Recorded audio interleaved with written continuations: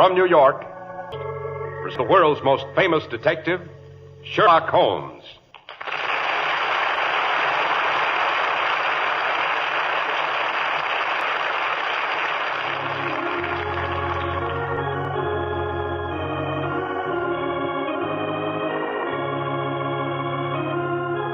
Our stories are based upon the character of Sherlock Holmes, created by Sir Arthur Conan Doyle.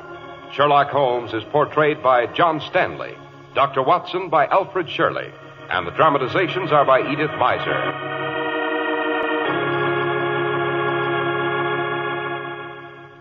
Tonight, the stars are frosty bright. No wind, no clouds, just clean, clear cold. Feels good to be sitting in front of your cozy fire, Dr. Watson, with our feet stretched out on the fender. No, don't get too comfortable, Mr. Harris, because tonight I'm going to tell you about one of Sherlock Holmes' most important cases. The case of the stolen naval treaty. A naval treaty, Doctor? A highly explosive document. Explosive? Yes, it threatened to blow the peace of Europe into bits. And did it? Now, really, Mr. Harris, you mustn't get ahead of the story.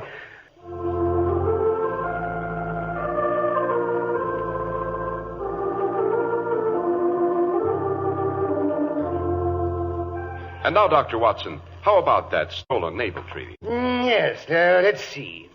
One July morning, it was the July which immediately succeeded my marriage, I received a communication from an old school friend, Percy Phelps. Percy's mother's brother was Lord Holhurst, the great conservative politician. This rather gaudy relationship was of little value to him when we were at school, I can assure you. However, the letter seemed to be fairly urgent, so I hurried around to Baker Street. I found Holmes in his dressing gown, plunged in the middle of a chemical investigation.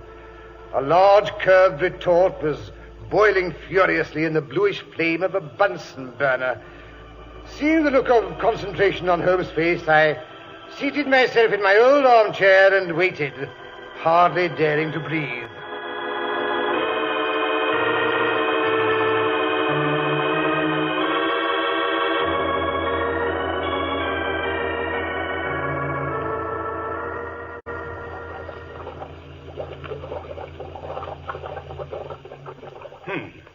Most enlightening.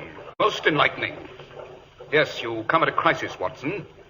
If this slip of paper remains blue when it touches the solution, all will be well. If it turns red, it means a man's life. I say... Shh, don't interrupt, Watson. This is the crucial moment. Now watch carefully. There.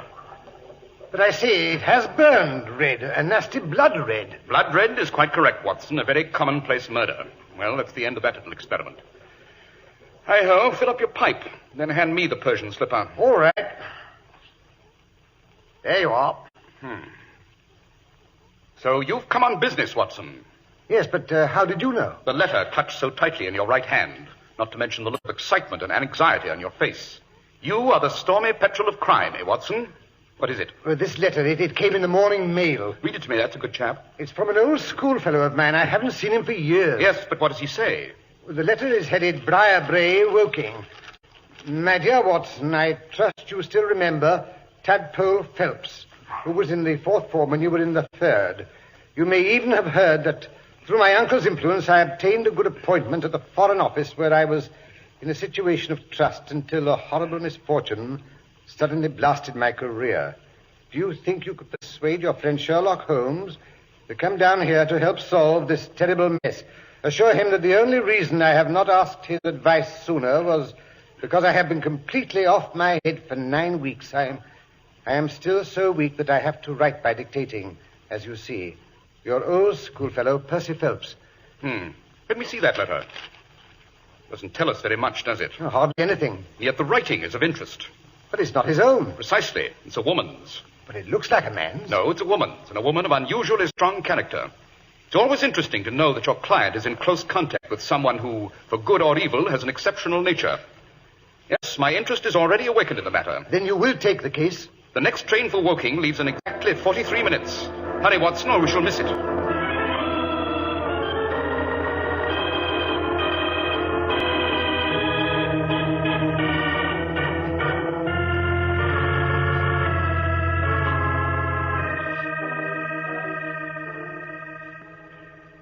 If you'll step in here, gentlemen, I'll find out if Mr. Phelps can see you. Dear, dear. The old place hasn't changed since the days when I used to visit here on my vacations. Makes me feel quite young again. Ah, Sherlock Holmes, I perceive. And Dr. Watson, too, I presume. So glad you've come. Percy's been inquiring for you all morning. Poor chap. He clings to any straw. My dear man, I may look as thin as a straw, but I promise you I have more weight, mentally. I perceive you yourself are not a member of the family. Oh, dear me. How did you know? The monogram on the pocket of your blazer, J.H. Oh, of course. For a moment, I thought you had done something clever. My name is Harrison, Joseph Harrison. Percy is engaged to marry my sister Annie. So I shall soon be a relation, by marriage at any rate. My sister is with him now. She's nursed him hand and foot during these trying 2 months. Soothing his fevered brow, eh, lucky fellow? Yes. You'll find them in his room. My room, rather. At least it used to be my room, until he came home after the catastrophe and collapsed. They couldn't carry him upstairs. He was in such a state, so they took him into my room.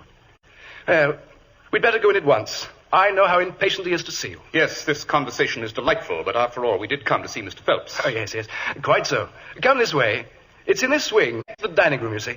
This is the door. I'll leave you here. You can come in if you like. Oh, no, thank you, no. Invalids are always depressing, and with this misfortune hanging over his head... Oh, poor fellow. Very well. Come in. Oh, you've come at last. At least, I presume this is Sherlock Holmes. Quite. And how is your patient? Oh, he's much better, thank you. Watson, my dear fellow. Well, Terry Badger, Hello. I'm glad to see you. I hardly knew you under that moustache. Delighted to see you both. Oh, this is my fiancée, Miss Harrison. Please, sit down. Shall I leave, Percy? Oh, no, don't go, Annie. If you don't mind, Mr. Holmes. Not at all. I feel much steadier when she's here. Quite. And now, Miss Phelps. Well, you see, Mr. Holmes, it's like this. I was a happy and successful man, on the eve of being married, and then this dreadful misfortune wrecked my life. I'm a broken man, my honor gone, I'm ruined, I tell you. Percy, please, you'll make yourself ill again. I'm sorry, Annie. Perhaps you'd better just tell us the facts as quietly as you can. Yes, of course, Mr. Holmes. I was, as Watson may have told you, in the Foreign Office, in a responsible position. My uncle, Lord Holdhurst, is the Foreign Minister, you know. Well, nearly 8 years ago, weeks rather, the 23rd of May to be exact, he called me into his private room and informed me that he had a commission of trust for me to execute.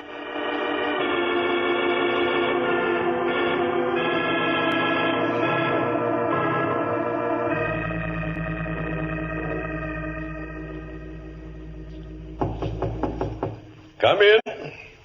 Come in. Oh, it's you, Percy. Anyone out there in the hall? No, sir. Good.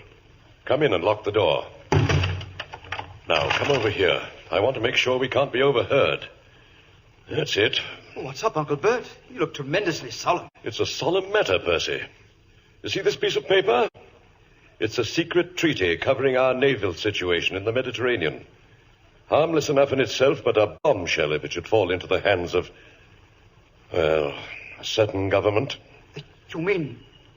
The very walls may have ears, Percy. Let us merely say the country of X. You understand? I understand. I want you to make a copy of it. I must have a complete copy by tomorrow morning. You may have to work on it the better part of the night. Oh, that's all right, sir. Joseph and his brother, you know, is going to stop by for me. We're going to take the 9 o'clock train together. He can tell the family I've been kept in town on business. Very well. But leave the message with the commissioner downstairs. I don't want anyone in your room when you're copying that document. Very good, sir. When you've finished, you can put the document and the copy in my safe. You know the combination, I believe? Certainly. That's all, Percy. But don't forget, you hold the piece of Europe in your hands. I won't forget. Good night, Uncle Bert. Good night. Well, looks as though I'll have to make a night of it. Oh.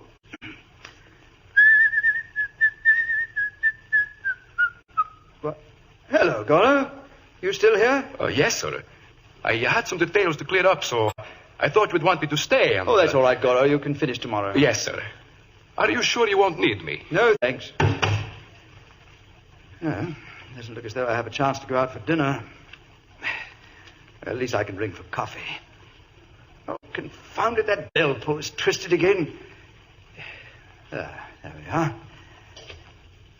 The rain's coming down harder than ever. Nice, jolly little evening this is. You're sure there's nothing I can do, Mr. Phelps? Good Lord, no, Goro. Run along. Good night, sir. Good night, Goro.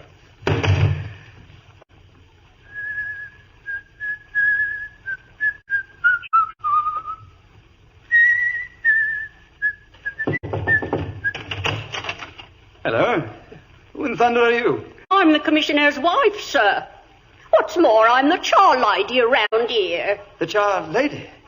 Oh, I see. I don't believe I've ever had the pleasure of making your acquaintance before. No, sir, that you haven't. If you mean what I think you do. Oh, would you inquire if your esteemed spouse would spare me a cup of the excellent coffee he keeps hot for any pay slaves of the Empire who are obliged to work at night? You mean Herbie should bring you up a cup of coffee? Yes, please. I'll see what I can do about it. Yes, use your influence. Well, now, let's have a look at that treaty. Great Britain, a triple alliance. Yes. French fleet, complete ascendancy.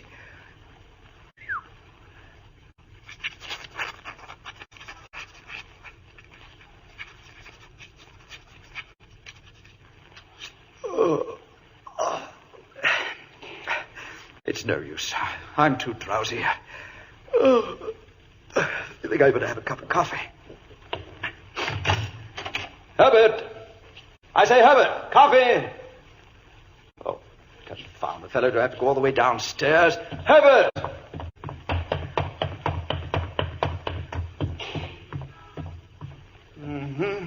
Fast asleep.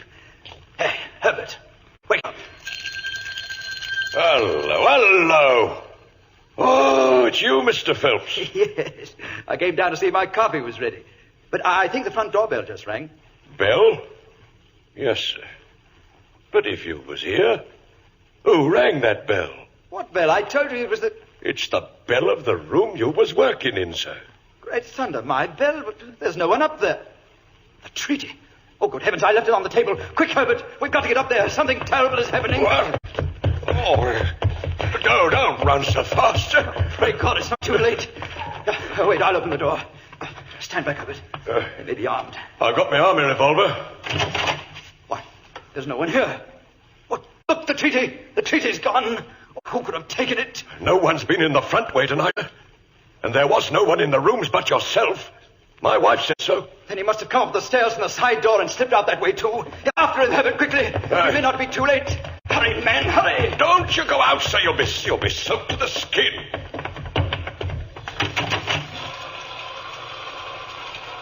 There's a policeman on the corner. Maybe he's seen something. I say, Bobby. Yes, sir? There's no robbery in the Foreign Office. Has anyone passed this way? Standing here a quarter of an hour, sir, and only one living soul's passed in that time. Who was it? A tall old lady in a paisley shawl. She seemed in a hurry. Well, that was my wife. Which way did she go? You're just wasting your time, sir, and every minute is of importance. Yes, all right. We'll go back to Scotland Yard. Oh, this is terrible, Herbert, terrible. We're ruined. Never you mind, sir. You'll lose your post, perhaps, but they can't do nothing so dreadful to you. It's not myself I'm thinking of. It's England.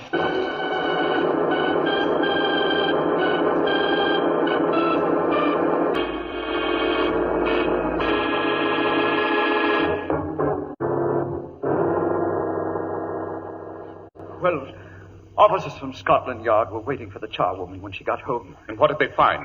Nothing, absolutely nothing. And Goro, did they trace him? Yes, Mr. Holmes, but again nothing was found. Oh, I was frantic, out of my mind. They had to get a doctor to take me home. I was delirious for 7 weeks. And these two people, Goro and the charwoman, they've been under observation ever since, I suppose? Yes, with no results. You say it had been raining all evening? Yes. But you found no traces of any kind in the room? No footprints, I mean? Absolutely none. Not even those of the charwoman's muddy boots? How do you explain that? Well, the charwomen are in the habit of taking off their boots and wearing just carpet slippers. No footprints, eh? That's enlightening. Must have come in a cab and got away that way, too. That explains the policeman's not seeing him. Now then, Mr. Phelps, could anyone have been concealed in the room or in the corridor? Impossible. There was no cover of any kind. Windows? 30 feet above the ground, locked on the inside. Then it must have been the side door. Who knew you were to have the treaty in your possession? No one. I'd stake my oath on that. In your opinion, what would happen if those papers were to fall into the hands of a rival government? War. Almost instantaneously. But it's 8 weeks and we're not at war. Therefore, it's not unfair to suppose the treaty hasn't reached them. I don't imagine the thief took the treaty in order to frame it. Quite, and he's undoubtedly waiting for a better price. There's only one clue that puzzles me. What is that? The bell. Did someone ring it to prevent the crime, or was it an accident? If we only knew why the bell was rung, we should have the solution of this case. It's even possible that he didn't... Aha, of course. What a fool I was not to think of that before. You think you can help me? Possibly. God bless you for that, Mr. Holmes. If we can keep our courage and our patience, the truth must come out. But Percy has one more adventure to tell you about. You're sure you're strong enough, darling? Oh, I feel better than I have for days. Hope is a splendid tonic, Annie. And what was this other incident, Mr. Phelps? Well, you see, Mr. Holmes, last night was the very first night that I've slept without a nurse in my rooms. I was rather wakeful. I had a nightmare or two. And suddenly, I heard a slight noise. What kind of noise? Like a mouse gnawing a plank. It grew louder, and all at once there was a sharp metallic snick. Someone forcing the window. Yes, I realized that, too. I jumped out of bed and flung open the shutters. A man was crouching in the window. He was gone like a flash. What did he look like? I don't really know. He was wrapped in some sort of cloak which came across the lower part of his face. Oh, one thing I am sure of. He had a long weapon in his hand that looked like a knife. I saw the gleam of it as he turned to run. I shouted after him. And then? Then I must have collapsed from the effort. The next thing I knew, I was surrounded by the entire household. Oh, Joseph and the groom found marks in the flower bed outside this window. You can see them from where you sit. Dear me, yes, I'm afraid Joseph and the groom have been a bit too energetic for me to learn anything from the traces. The flower bed looks as if it had been trampled on by an army. Oh, I'm sorry.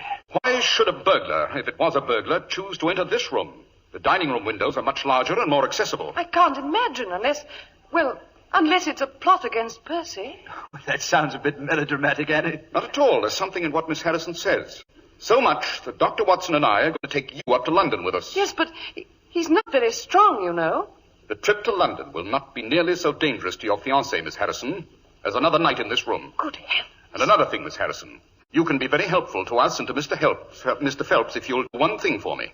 It may take courage, but I think I can promise that you'll be in no great personal danger. What is it you want me to do? Stay in this room until you go to bed tonight. Don't leave it for an instant. Mr. Phelps' reputation and my whole future may depend on it. I'm not going to ask you to sleep here, but when you leave for the night, I want you to lock the bedroom door on the outside. Yes, but look here. Something might happen. Shh. Not a word to anyone. It's for his sake, remember. Come in. Lunch, everybody. Something especially nice for you, Percy. Come along, Annie. Oh, Joseph, if you'll excuse me, I have a slight headache. I think I'll eat in here by myself. There's a breeze, and I want to be alone.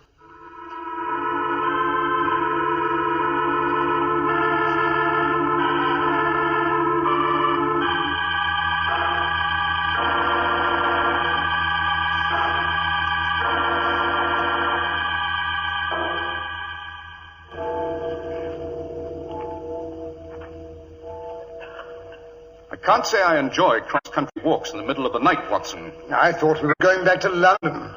That's what you told everybody. We get on the train with Percy and the nurse, and then we get off at the next station and leave Percy and the nurse to go up to London alone. It doesn't make sense. Stop fussing. He'll be all right. I sent him on to Baker Street. With any luck, we should be there ourselves in time to have breakfast with him. Yes, but why sneak back to Briarbrae like this? Not so loud. There's the house now. You can see its gables in the moonlight. Follow me here, through the hedge. Yes, but why the hedge when the gate's open? Not so loud. We've got to get as near to the house as possible without being seen. I say there's quite a mist rising. Ghostly-looking white strips of it over there in the meadow. I say, look. The lamp is still lit in in Joseph's room. Miss Harrison must have kept her promise. Shh. Yes. There she is, reading a book. Now she's put it down. She's picking up the lamp. I say, Holmes, she must be getting ready to go to bed. Quite possibly, Watson. I only hope she doesn't forget to lock the door on the outside. There she goes, to the dining room. Now the light's gone. I say, the mist are creeping up from the meadow, aren't they? If only the thief doesn't wait until they blanket the house. The service door is opening. Excellent. I didn't think he'd wait very long. Here he comes out into the moonlight. He's wearing a long black cape. You can't see his face. He's forcing the window. He's got it open. He's climbing over the sill. We must get closer so we can see. I see he's lighting the candles on the mantel. Look, he's pulling back the rug. In the floor, I thought so. He's lifting up a board. Now then, Mr. Joseph Harrison, be good enough to hand over the papers you've just removed from that hiding place. Look out, Holmes, he's got a knife!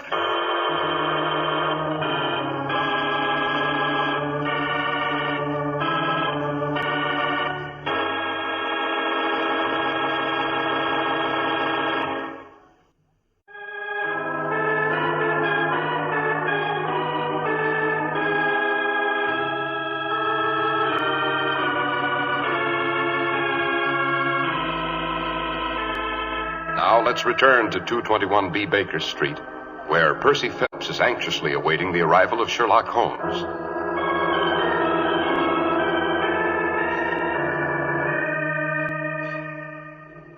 But it's almost 9 now, Mrs. Hudson, and Holmes said they'd be here for breakfast at 9. Now, don't you worry, Mr. Phelps. If he says he'll be here for breakfast, he'll be here.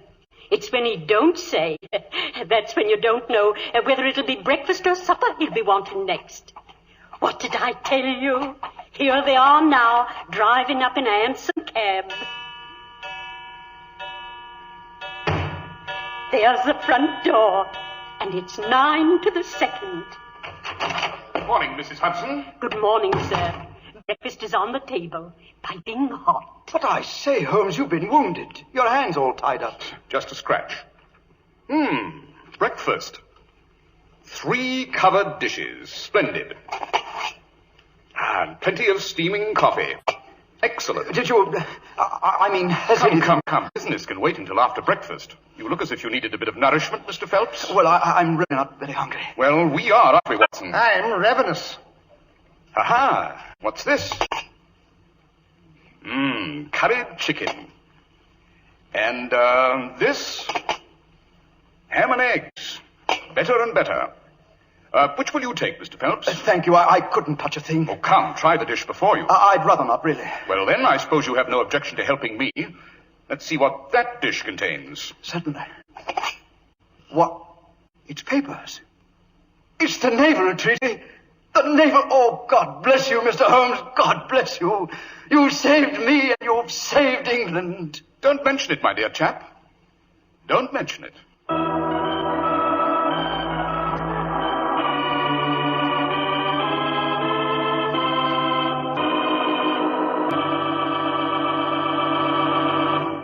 But when did Holmes first begin to suspect this Harrison fellow, Dr. Watson? When he heard that Percy was expecting him to stop by for him, Mr. Harris, I'm afraid Joseph's character was blacker than one would judge from his appearance. We learned later that he had lost heavily in dabbling in stocks. And he thought he could turn the treaty into money. Yes. Besides, no one but Joseph could be so anxious to get into that bedroom because no one but Joseph could have concealed anything there. Also, the attempt was made the first night the nurse was out of the way. Therefore, the intruder was well acquainted with the house. But the bell, Dr. Watson, why was that so significant? Well, Mr. Harris, it showed that the thief had not come there to Percy's office to steal the papers. He came for another reason, by appointment, as we know. He rang the bell and then happened to see the papers. Dr. Watson, was he convicted? No, the case was never brought to court. It would have been too ticklish a position for the Foreign Office. He was advised, however, to get out of the country and stay out. And did Percy marry the sister doctor? He did. And to this day, I don't believe she knows why her brother never returns to England. My, that was an exciting case, Dr. Watson.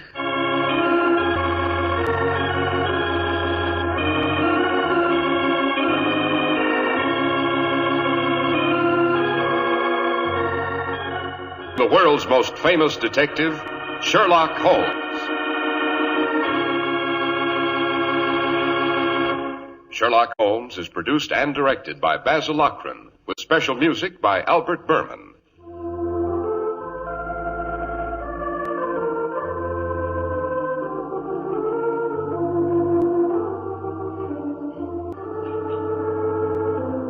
sure to listen next week to Sherlock Holmes in the case of the cradle that rocked itself.